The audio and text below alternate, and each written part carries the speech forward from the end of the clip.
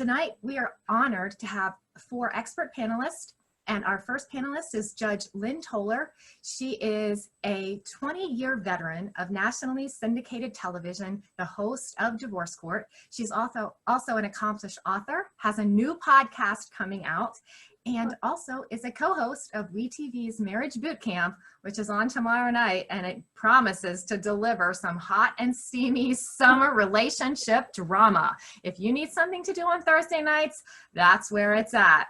Also joining her on WeTV for Marriage Boot Camp is the other co-host, Dr. Ish Major, world-renowned psychiatrist, yes, a real doctor here on our call, and relationship expert.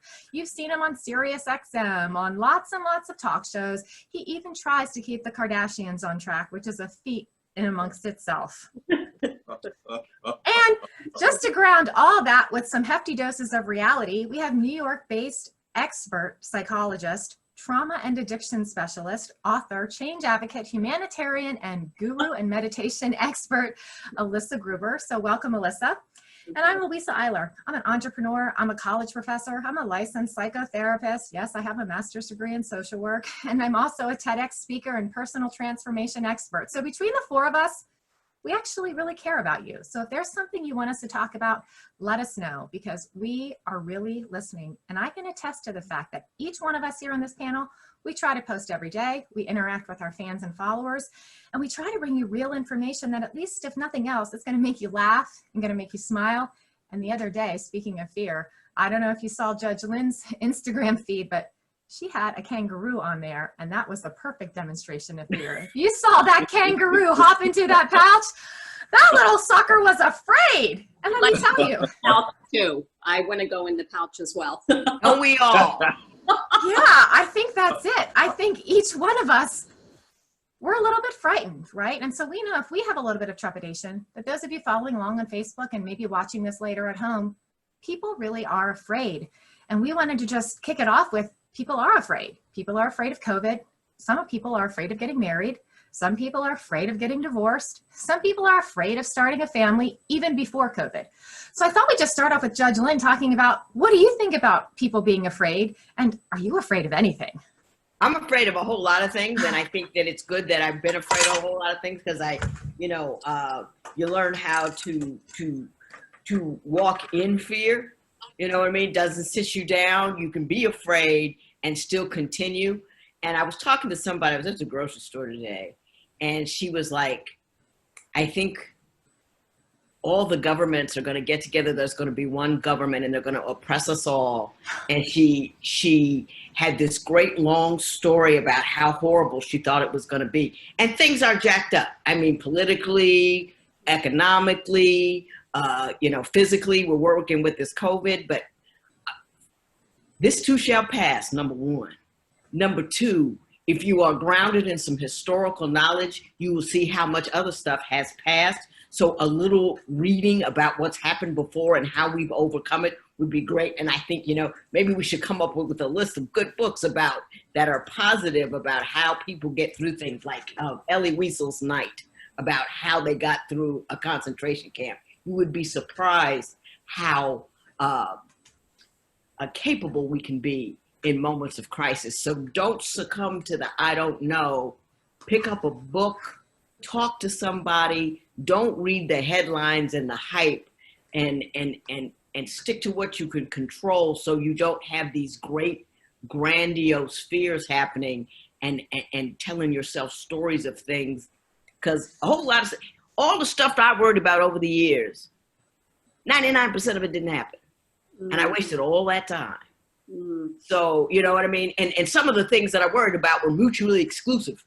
So you knew it was a waste of time even when you were worrying about it, because that can't happen and that happened as well. So it's don't fall into the habit of chasing that worry rabbit. Pick something up, do something else. Be busy. Yeah, that's really good advice in keeping busy, because I think that's what people do. They sit around and they perseverate on the time that they have now that they might previously have been working or doing other things that occupied their time. And then they just worry about the question mark, the what ifs, right? Right. While they think that's it, it's up to us. We've got to create the what ifs And a lot of the times what I'm seeing right now is everybody's creating the what if love. And I think that more than ever, people get afraid of love. And when we think about all the comments we had from last week, when Alyssa talked about how, we really have to be mindful of who's on the other end of that receiving love relationship that might be virtual. And Judge Toler reminded us that it might be a love scam and you might be out some money. I think that a lot of times fear really does affect relationships. And Dr. Ish, can you be afraid of love, and how does it really impact relationships? You can be afraid of it. It's not going to help you much because it's coming whether you're ready or not. Right? So it's one of those things, right? It's like one of the biggest fears we've all got when it comes to relationship is this idea that who I am isn't enough for you, right?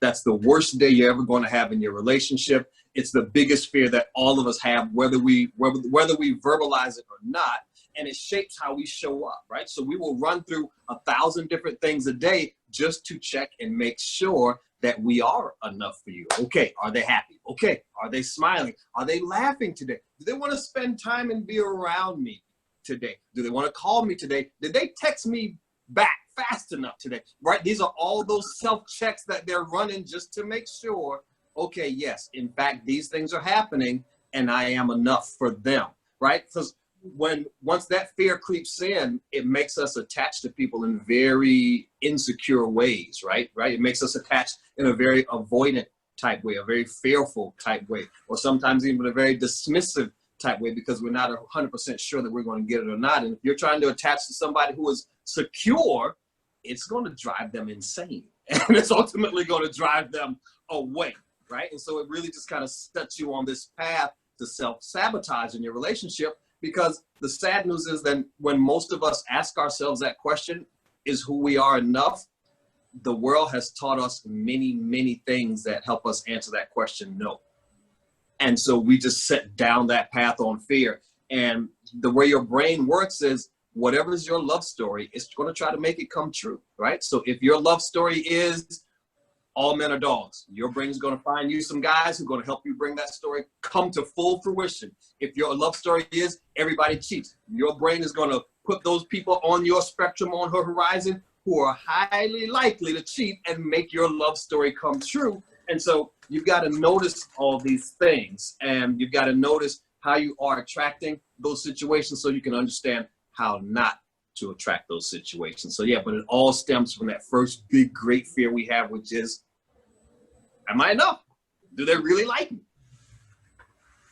Yeah, Comment on that. I love the what you both said. Specifically, I love the habit and the rabbit, and also just when we're wondering all the time about our worthiness, it actually deprives us of being fully present in the moment. Yep. We're actually missing out when we're so busy worrying about what does this person think of me? Am I worthy? And I totally agree that it's good to not roll around in the worry, but I do think there is value in not hustling away from it either. Looking at ourselves with really keen observation when we feel this incredible need to produce, to feel worthy, or looking at ourselves when we feel insecure in the presence of somebody else, even if it's virtual. So I think that when we're always wondering about our enoughness, we're really actually, as you said, not only sabotaging, but depriving ourselves of the real experience of being authentic with other human beings. Yeah, I 100% agree. 100% agree with that. Yeah, you're never fully present in the moment because, like Judd said, you're always thinking about the what ifs. Exactly. So when you get stuck on the what ifs, right? We actually have a place here where I live called the What If Cafe, and a lot of people go there on the first date. It's kind of funny, actually. After me, I'm a what if expert. Yeah, and so, Alyssa, what are some things that you can do, maybe on a date or on a call or when you're in the presence of someone when that overwhelming sense of fear comes over you? How can you quickly center yourself to calm that immediate fear? Well, the first thing I always refer to is the breath, because we're engineered to breathe. And when people start to feel anxious, it's amazing how the body responds. You'll notice that instead of shoulders here, you get like this. the jaw starts to clench. And the more we do that, it actually creates a cycle where once the shoulders go up, then the body says, oh, something's wrong. And the central nervous system starts to accelerate. So the first thing one can do is actually just notice how you're breathing and sit really like nicely in your chair. If you're on a date, you're sitting down to dinner, ground yourself, put your feet on the floor, put your cell phone away. Try and find some ways to really calm the body. Now, I'm a what if expert. I actually have a diagnosis of OCD myself. And OCD, I don't have sort of the hand washing kind. I have the, oh my God, what if something terrible happens kind? What if? And it's an overdeveloped sense of responsibility. We start to worry about every possibility in the world. And the mind, the brain is sticky. It loves worry. So to calm ourselves down, I think it's sometimes really good to just say, yep, this might go really wrong. It's a technique they use in cognitive behavioral therapy, where instead of getting yourself more and more freaked out, you can say to yourself inside your head, yep, this person might think I'm the ugliest, most ridiculously rotten human being on the earth. And you know what? I'm going to be fine. Let's order some breadsticks. Instead of spending the whole time going, oh my God, what if they don't like me? My hair, my cellulite, my tooth, my profession. I mean, that game is endless. That what if game is never ending. So I guess the moral of the story is, instead of the what if, you got to start embracing the suck. Yeah, and you know, the reality is we're all human beings having a human experience. There is not one among us who has not been nervous, anxious, said the wrong thing, spilled something, tripped. Like, if we're looking for perfection in others, then we really have issues with ourselves. And if we're worrying all the time about what others think, like I said, you're just torturing yourself, because we're all human beings. So the groundingness happens with our bodies, it happens with our breath, and we also can have some levity. Like, we take ourselves so seriously. You know, sometimes it's just important to say like, yep, I totally blew that. That was a hot mess. And I'm going to go home and take a bath. And I'm going to laugh at myself instead of criticize myself for the next 4 months.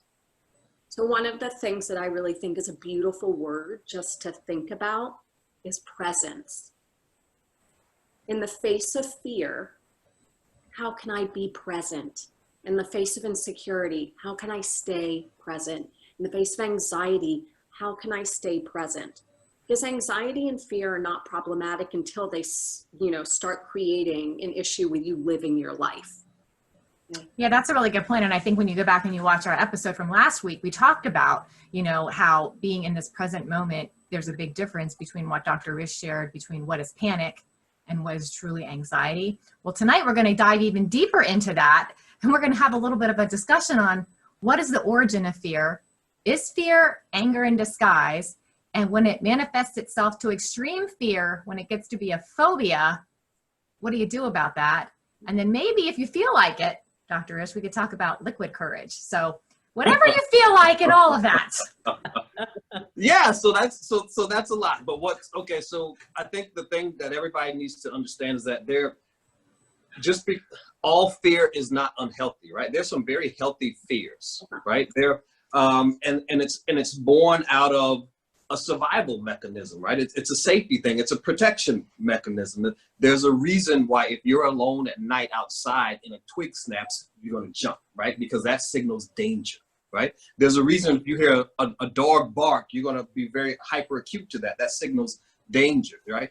There's a reason humans can hear a lion's roar from 10 miles away, because that is dangerous to you the closer it gets. And so it's designed to keep us alive, but once we've gotten those basics taken care of, then our brain automatically flips to, okay, what other fires can we put out? And sometimes that starts to just run on automatic. And so, you know, it's interesting. So babies are only born with two fears: the fear of falling and the fear of a loud sound. That's it. Everything else we were taught. Every other fear is that what we were taught. So yeah, is fear a disguise for anger? No, it's not a disguise for anger, but anger is often a disguise for fear.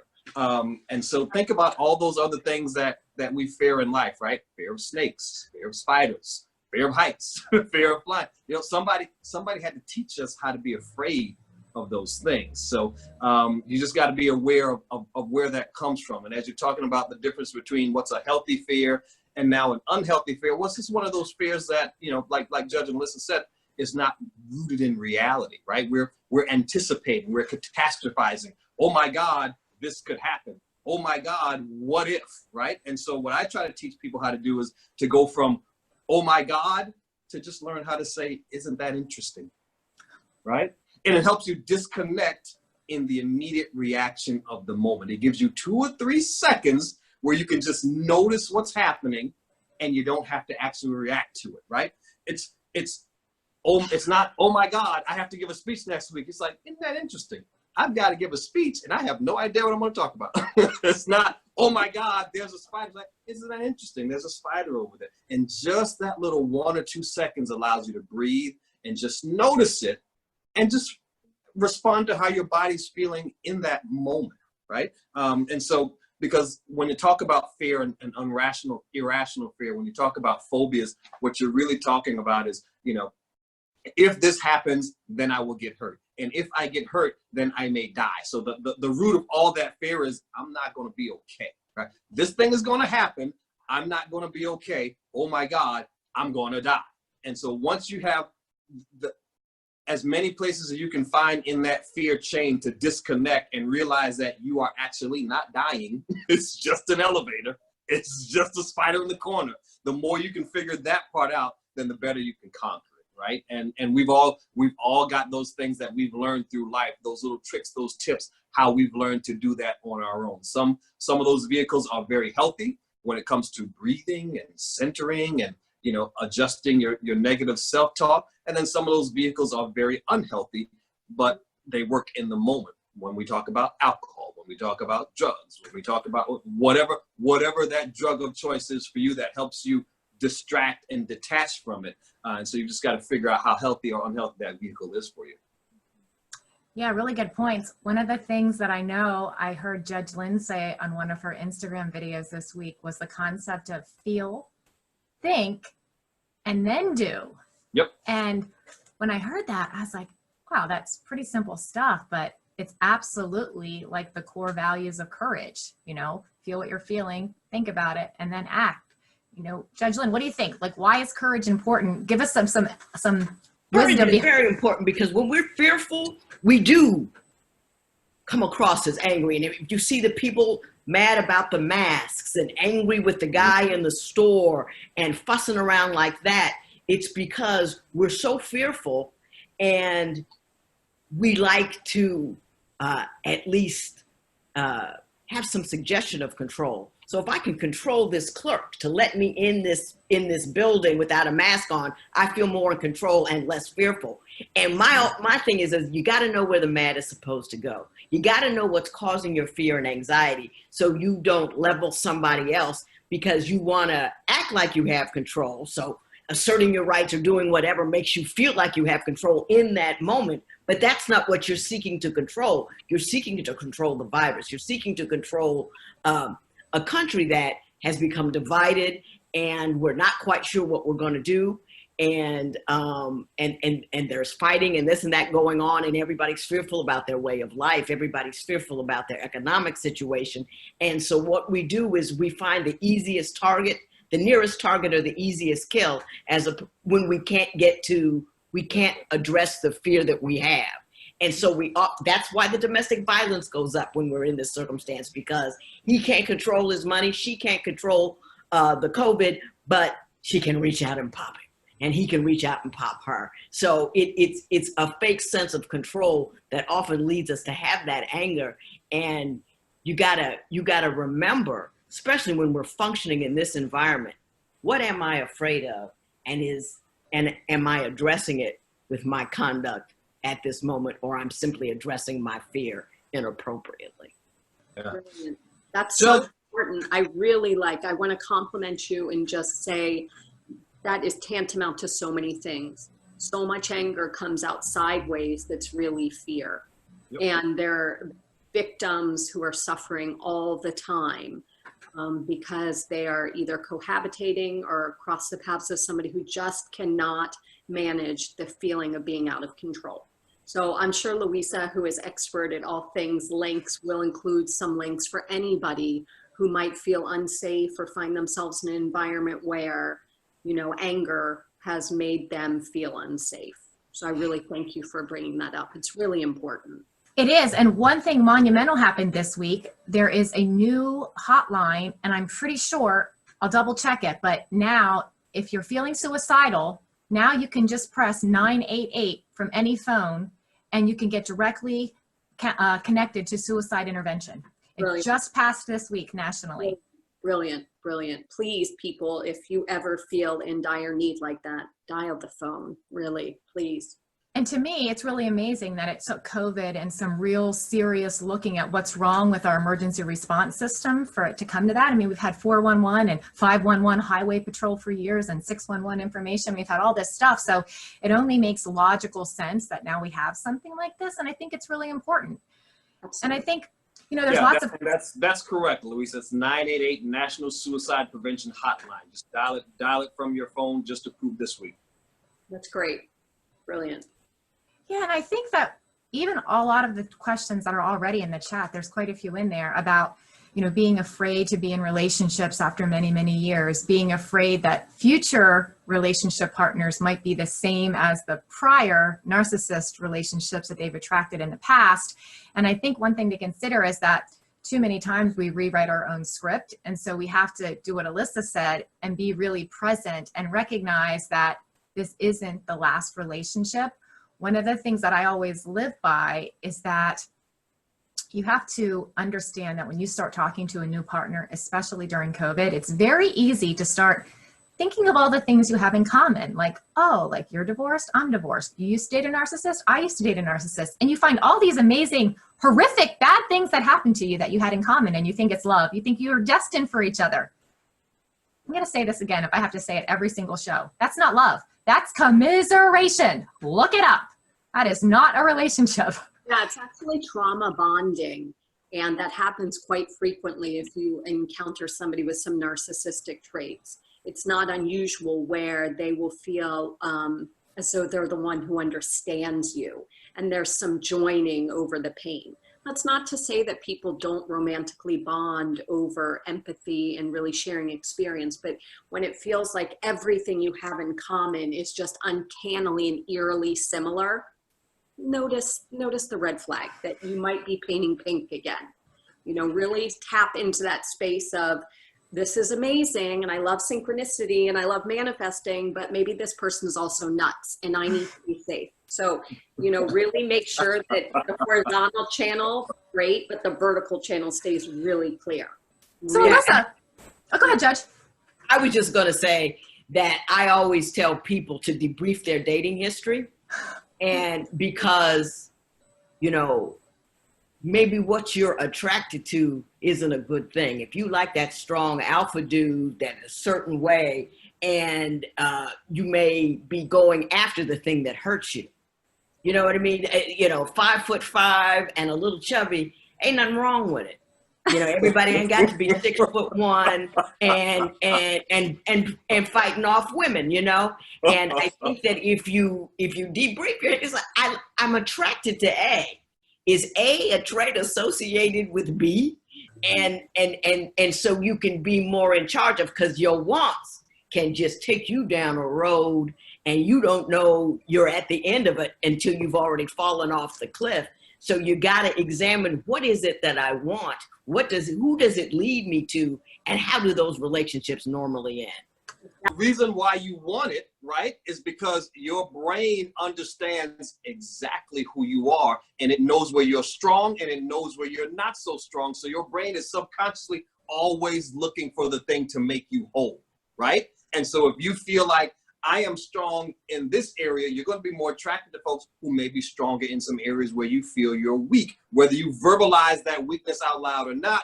But that's one of those things that as you're trying to understand, why is it I like them like that all the time, every single time? This is the thing that always gets me, is there is something about them that you wish you had. And there is something about them that your brain is latching out and saying, okay, if we can get a piece of that for ourselves, we can then be whole and we can be good and we can be okay, which all goes back to that same fear. Am I okay? Am I going to be enough? Am I going to be okay? Your brain is always trying to find those things that are going to help you do so. And a lot of times it comes in the form of your partner, the people you're picking. Yeah, absolutely. Yeah. What I wanted to add is that here's something you can do during COVID to occupy your time. I call it a forensic audit of your relationship. You write down the names of all the past people that didn't end so well. And then you write in the next column how many months or years of your life they took. And then you write the reason that you separated. And in the last column, it's the lessons that you learned. And then you have your life, love, and lessons relationship audit. And I promise you, the next time someone asks you, why are you single? You won't need to answer that question. You'll just look at your little list and you'll know for yourself exactly why. And you will never feel the need to ever repeat it again. Yeah, it's really interesting if we talk about relationships and we look at our relational histories, all of us, we are the only common denominator in all of the relationships. Yep. So what that allows us to do is to actually do, and I love the sort of archaeological dig, the forensic accounting emotionally, but what it allows us to do is also take some accountability for the patterns that we not only allow, but create and perpetuate in our lives. In my study of psychology, you know, there's so many different approaches. A lot of theorists think that we recreate our family of origin drama over and over again in our love relationships until we have healed. So if you're finding yourself consistently in relationships that have very activating emotional patterns, and we really feel like, oh, I've been here before, there's almost a sense of deja vu. You have. You were just a child. And the relationship partner was likely a parent or a sibling or somebody else influential. So, you know, dysfunction in our lives is very cozy. It's very familiar. And we court it because, and here's the optimistic view, perhaps at some point in our lives, our techniques kept us safe and got our needs met. But part of the forensic accounting, the love accounting, is to understand what tactics are totally obsolete. And how can we heal ourselves and get to a place of integrity where we can look at our actions, look at our choices and say, you know what? I want to pick better. I want to be better. I want to love better and live better. Because although our past shapes us and our fear on some occasions guides us, we can be much newer and more resilient than that. I should hope for all of us that our present lives are just not course corrections for the past. You know, there's more to life than that. But that's a lot of where the fear comes from. It is deep back brain, like Dr. Ish said. Some of this programming is neurological. You know, there's epigenetic trauma. There's things that we come into the world fresh from, but then really quickly are indoctrinated into. And we live in a culture, at least in my opinion, that is rapidly addicted to feeling in control and on top.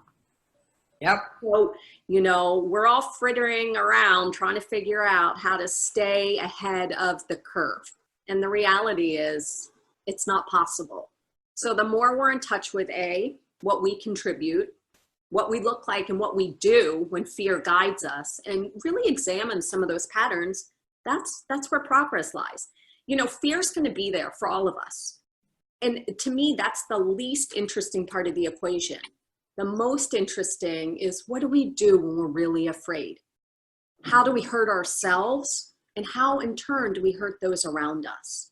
Because there is not one of us here who has not said something cruel or ugly when they were afraid. I would challenge anyone to say in my entire life, I've never said anything ugly when I really was deeply afraid. So there is a lot of work that we can do during this time of uncertainty. It's not fun. It's not.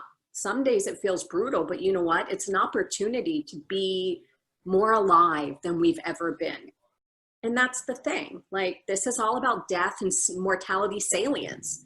We're seeing death closer than we ever have before. But it's a real invitation for us to also live more fully. Yeah, and that's really how you be brave for yourself. So very, very eloquently said. One of the questions in the chat, and anybody can feel free to answer it, is how do you overcome anxiety and fear of trying to date again after 10 years of singledom? So You just have to, you know, give yourself one of those incredibly gorgeous looks in the mirror, which is hard for a lot of people to do. Like actually look at yourself in the mirror and say, I am worthy of love. And somebody else's opinion of me is no reflection of my worthiness. And then you got to put on whatever makes you feel fierce. You got to get a girlfriend or a friend on speed dial to make sure they know where you are. And you got to give it your best try, because there's no dress rehearsal. This is your life. Like, this is your life, and it's scary. And the worst thing that happens is you'll have a bad date and it won't work out, and then you'll go on another. I think that every time we go into a relationship thinking this has to be it, this is my last chance, you have to debunk that mythos and have a little bit of fun. It doesn't have to work with everyone. The worst thing that happens is you meet a new person.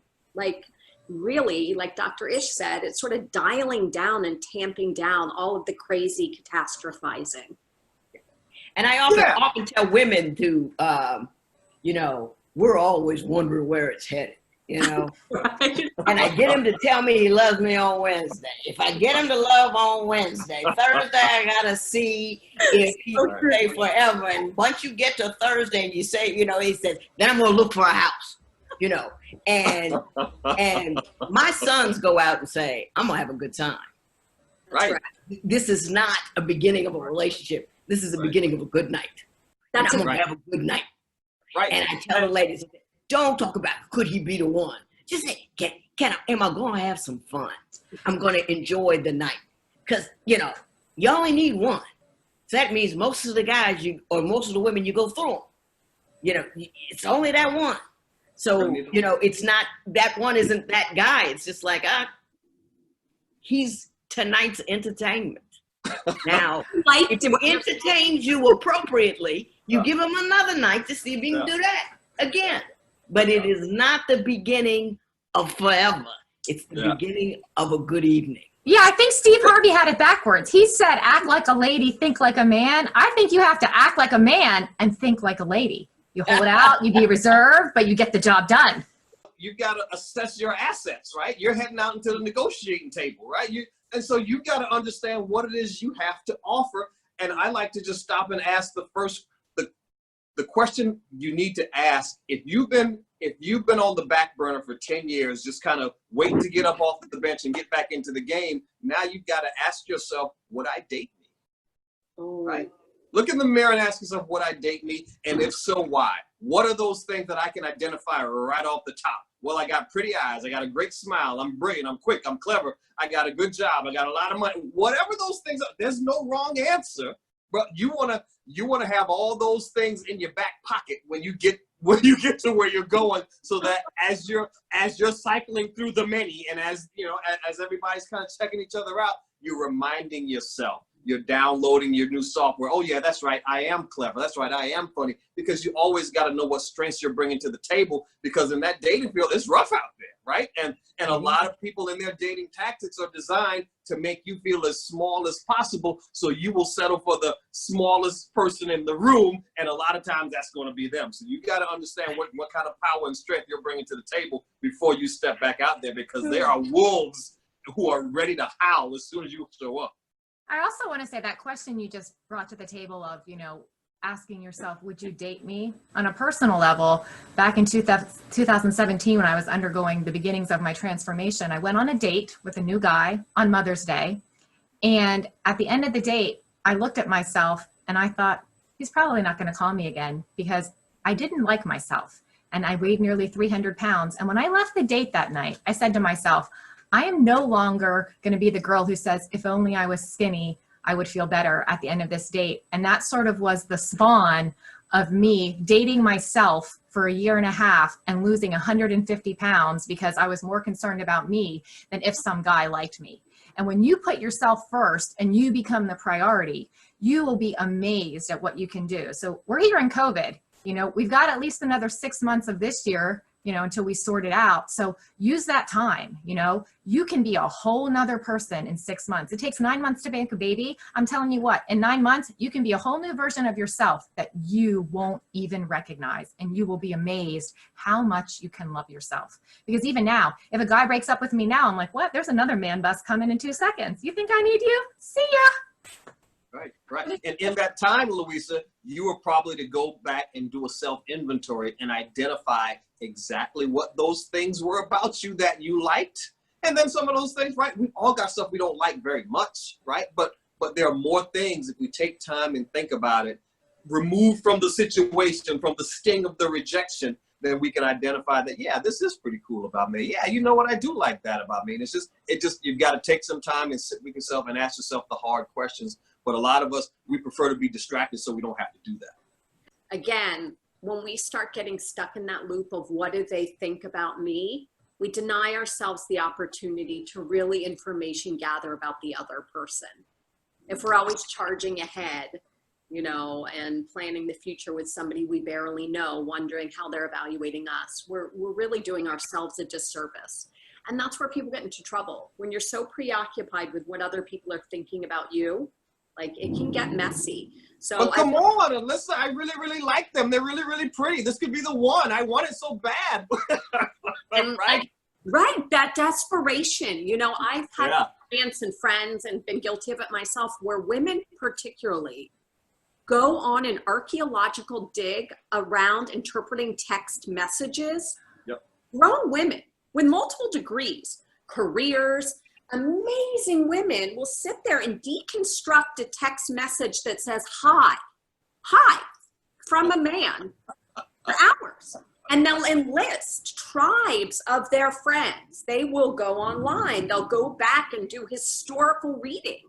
And what I have to ask myself is, at what point did we give ourselves away? Yep. That's a really good point.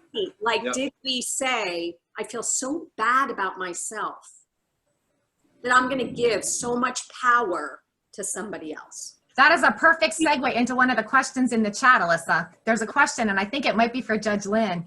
It is, if you've been in a relationship for 8 months and there's no title, should you hang on, or how long should you wait until you get an official title? Don't be interested in the title. What's the title going to do for you? You got to be interested. Do I want him? Is he the guy? What does he have to offer me? Do I need a title? Like, we don't need that Miss or Mrs. thing. Just killed us. It just, we're okay if we're a Mrs. and we're attached. So I need a title in order to validate myself. Do you like him and you still want to see him? And is he cool or not? That's right. That's it. That's all. The title is meaningless.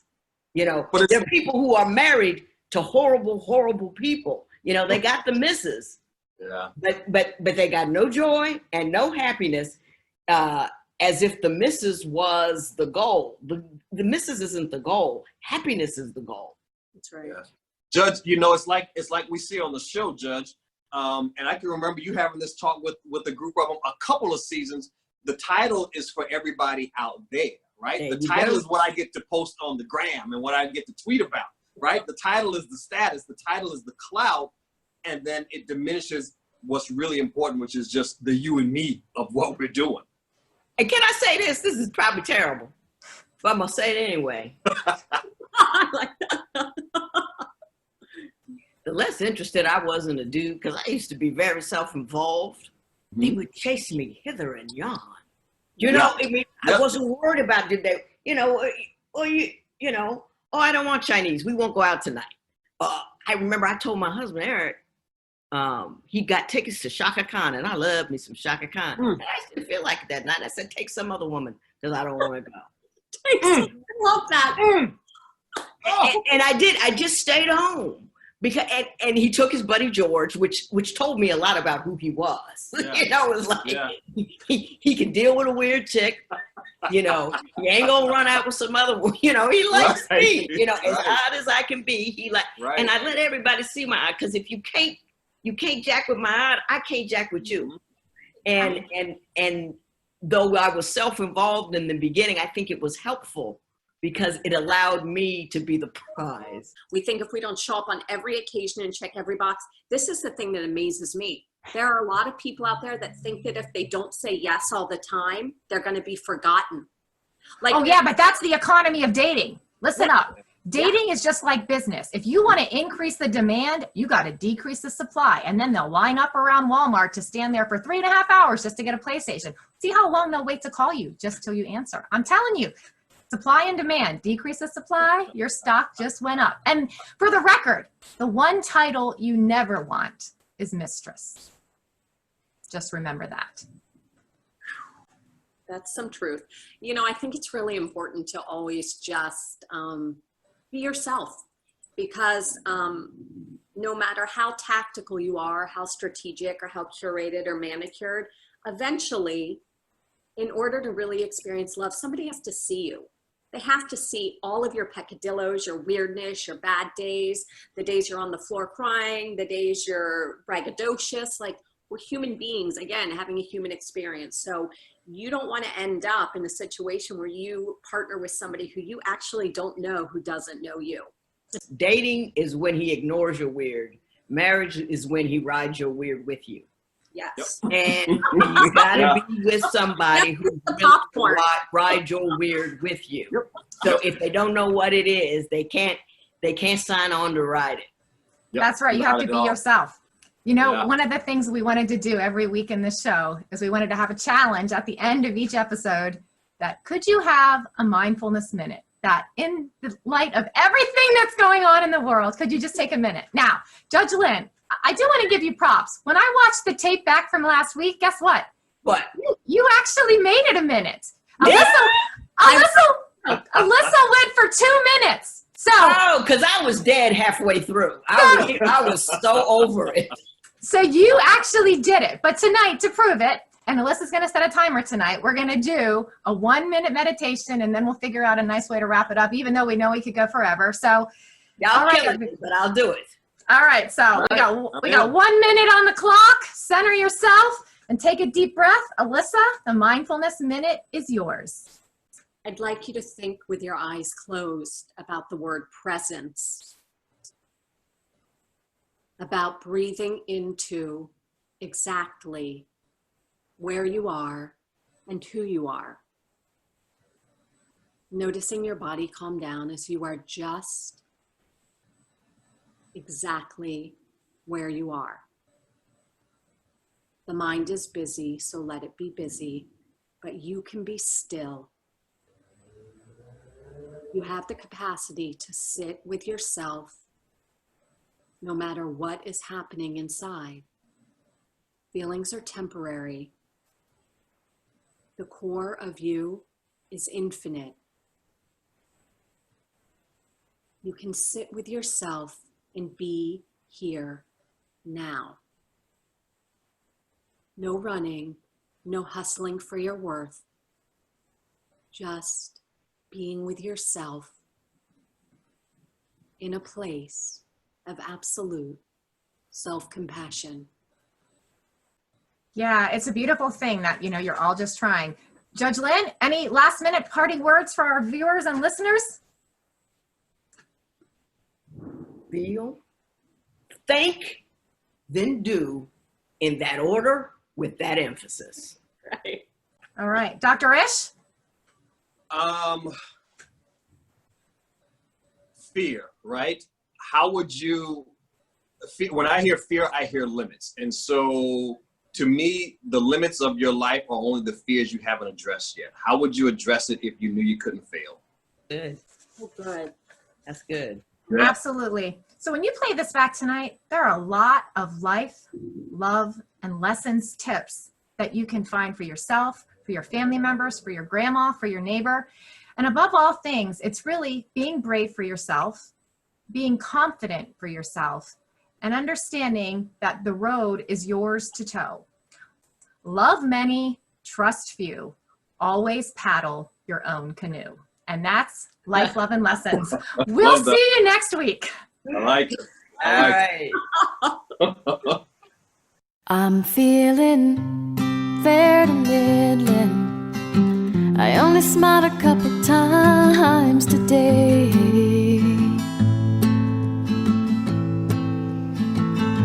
Well, there's a fair in Midland, and if we leave right now it won't be too late to see the happy lights and the Ferris wheel go round. Will I be happier when the fair from Midland comes to town?